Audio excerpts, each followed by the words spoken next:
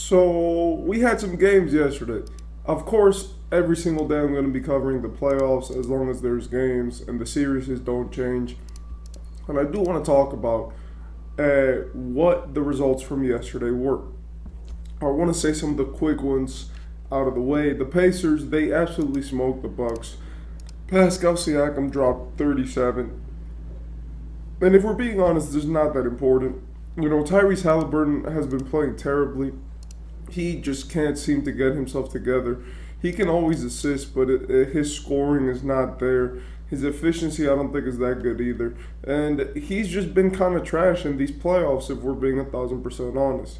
For the Bucks, Dame is alone, and with what he did in the first game and in the first quarter of games, he's been playing great. But in the second quarter, he's been absolutely trash. Like, he scored 61 points in the first quarter of both games combined. But in the second quarter of those same games, he's had 8 points on terrible efficiency, by the way.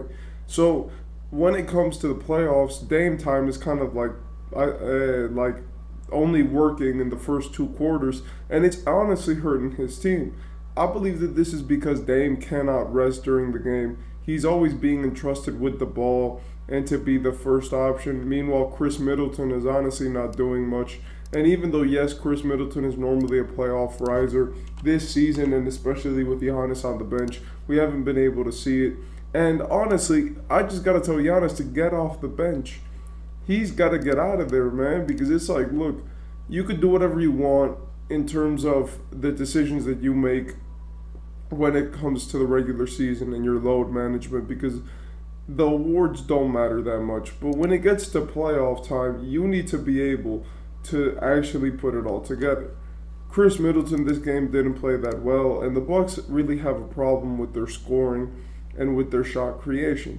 For Indiana, they were leading for most of the game, and especially in the second half, they just spanked the Bucks and absolutely beat the crap out of them.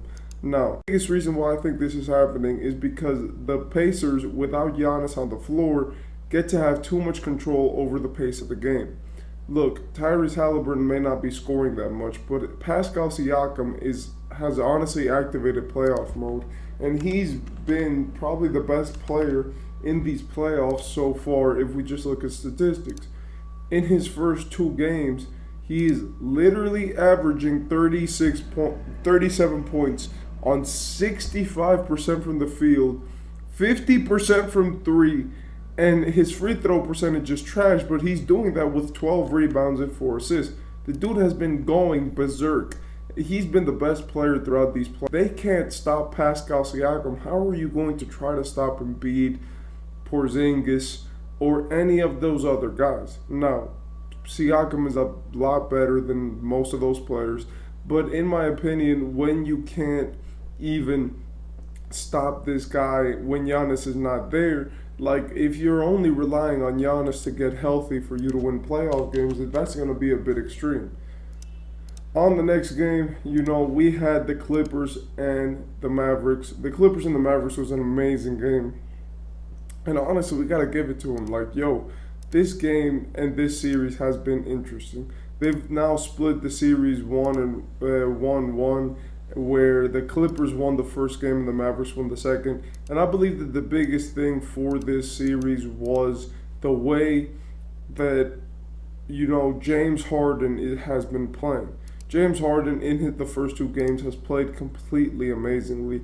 And even though, yes, this game they lost, and that was mostly due to the fact that Luka Doncic just went crazy, and the fact that the centers got more minutes. Well, not the centers, but the forwards got more minutes. It is beautiful to see that now Harden has been playing great throughout these games. He's been a great point guard, and I feel like relegating him to being the third option has actually helped him with his production. The biggest problem for the Clippers this game was Kawhi. Kawhi did actually struggle a little bit through this game, and it did cost him some very timely minutes. But the biggest adjustment that was made from the games in terms of the Mavericks was the center adjustment. They realized that with the Clippers, there's no way you're going to run a big center out there because of Ivica Zubac. And if Ivica Zubac gets another center down there, then he's going to absolutely, just kill them down there.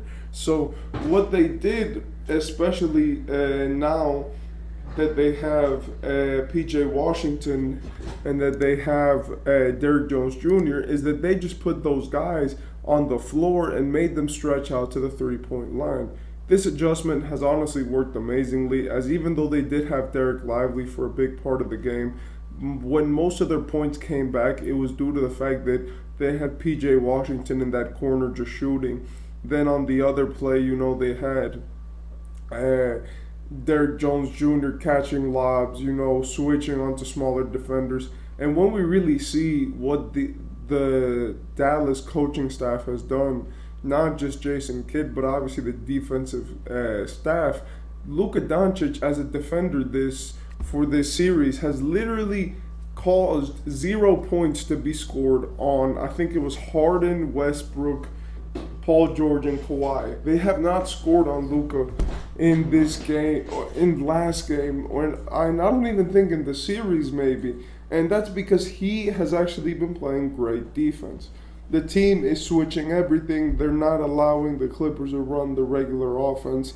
And with this player, being such a game changer of Luka, with Luka being such a game changer, it is difficult to not game plan your entire game around him and Kyrie and forget how effective the other guys are. And by the way, Luka is cooking out there. He's, I think, the second best player in the playoffs right now when it comes to just statistics.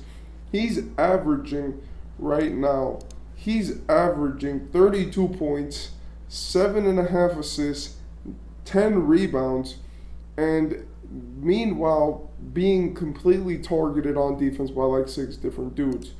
It's amazing what he's doing out there. The only thing that could get better is his efficiency, but a lot of that has to do with the fact that he's playing like 46 minutes a game, if we're being 1,000% honest. Finally, the last game that we had yesterday was probably the least interesting. This was the Timberwolves Suns.